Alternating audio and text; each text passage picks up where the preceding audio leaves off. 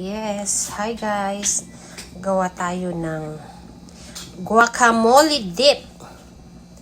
Meron po tayong avocado dito, cilantro, onions, tomato na dice na po yan, lemon, pero mas masarap po ang lime.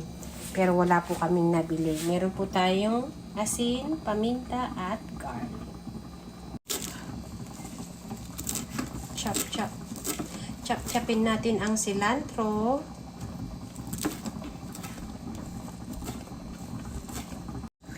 Ito guys, umpisahan na natin. Dagdagan natin ng avocado.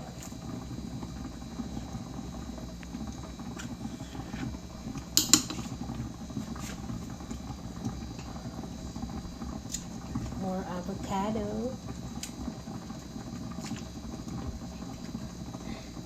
Umaapaw, maliit po ang ating almeres.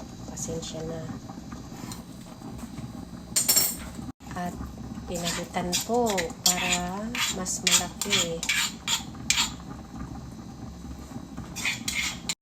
Ayan, imamash po natin ng pinong-pino.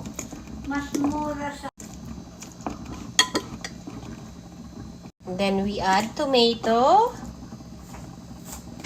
And the onions.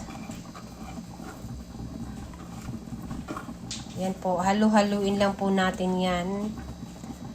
Dagdag na rin po natin ang mga natitirang celery. Yan. Sorry po. Cilantro pala, hindi celery. And then, squeeze na po natin ng lemon.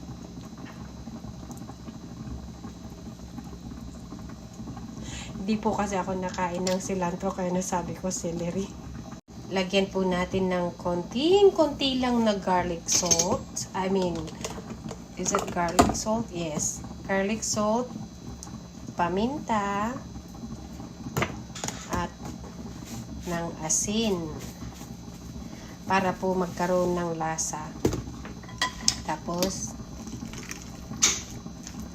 mix lang po ulit.